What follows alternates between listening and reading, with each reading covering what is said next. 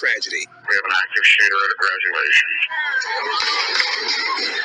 A gunman opening fire while hundreds of graduates and their families gathered at the Altria Theater. RICKEDWARDS, the Acting Chief of Police for the City of Richmond.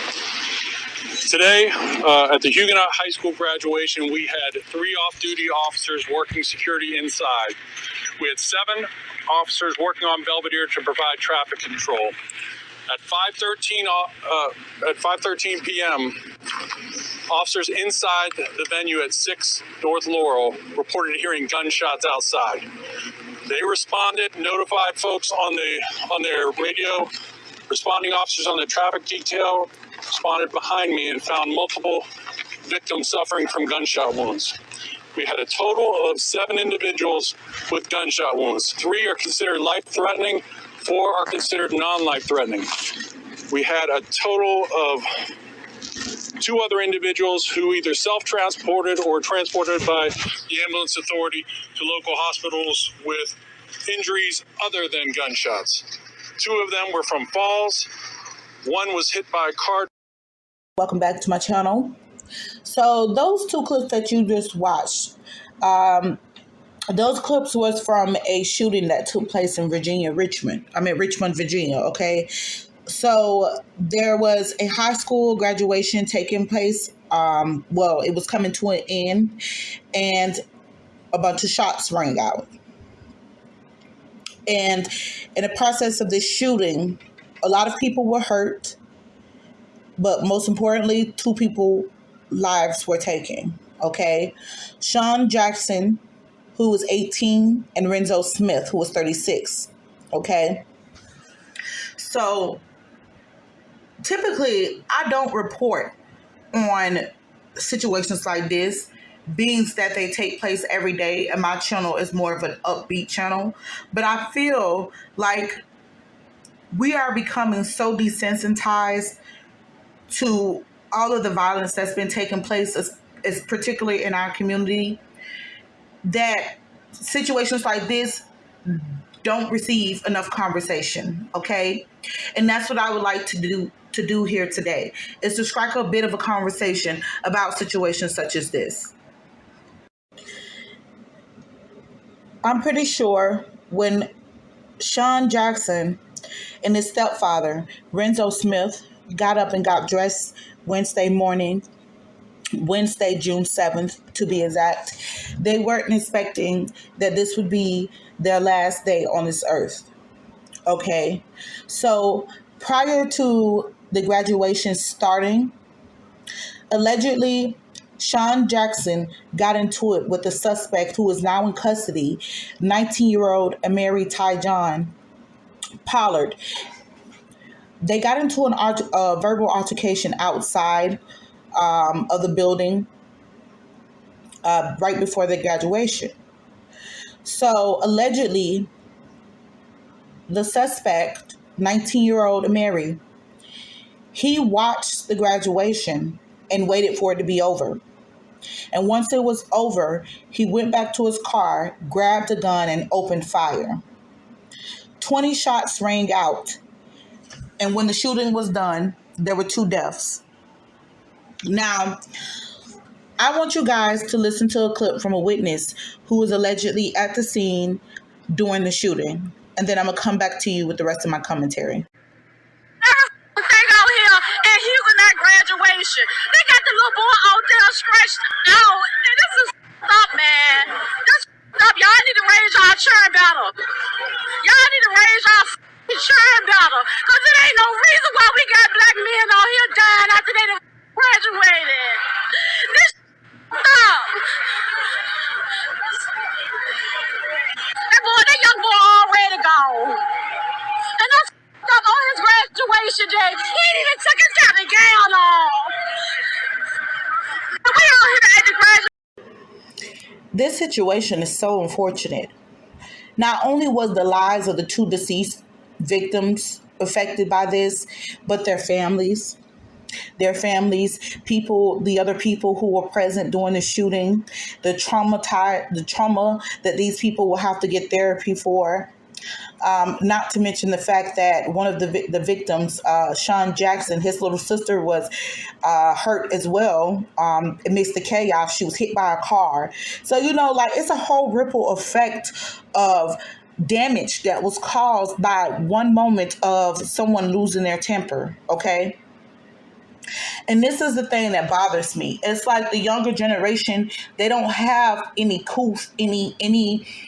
any level of gives a fuck anymore, okay? Because yes, obviously they had some type of ongoing beef according to the reports, but the fact that he felt that it was necessary to take this young man's life and risk killing other people in the process of doing so, because he opened fire in a group full of people, okay? He didn't think for one moment about his future. He didn't think about the fact that he could have hurt other people,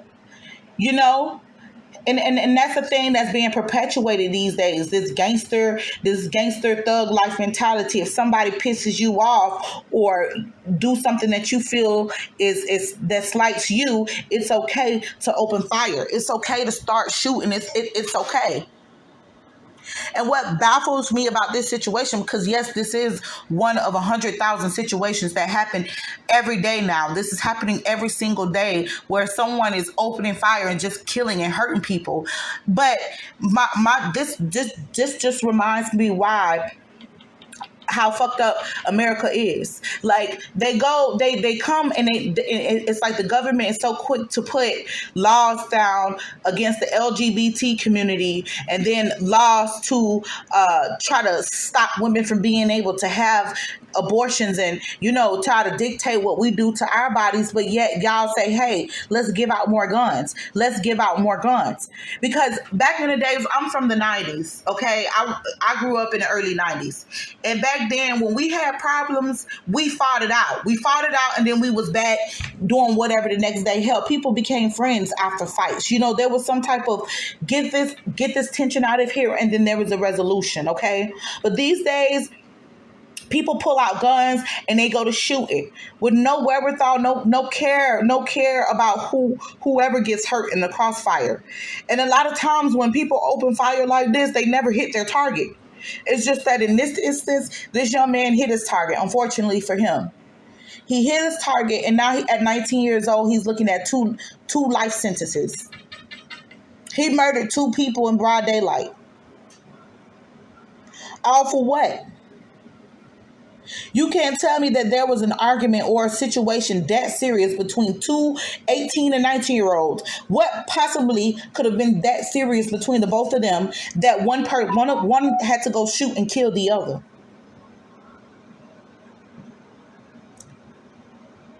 And it's even more sickening the fact that it happened during a graduation.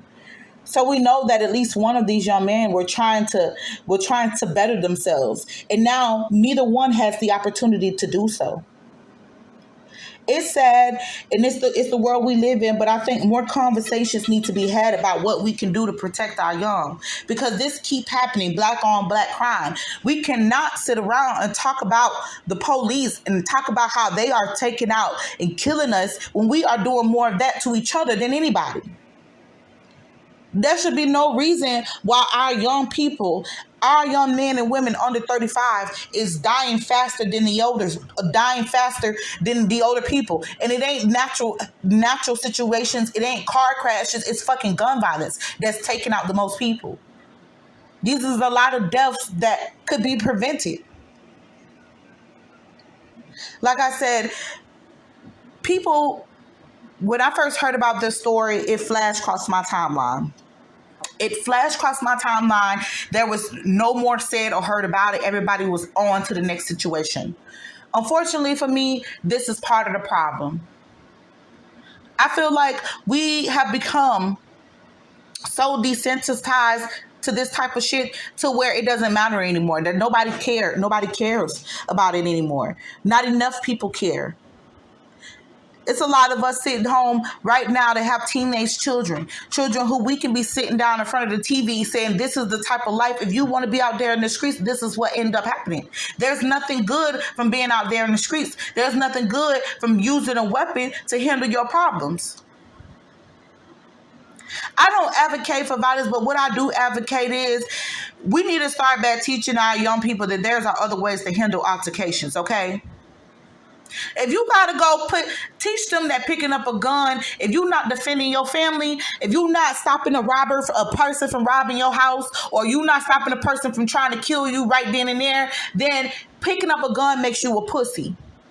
If you have a problem with something, picking up a gun makes you a pussy for you running to that as a way to solve your problems.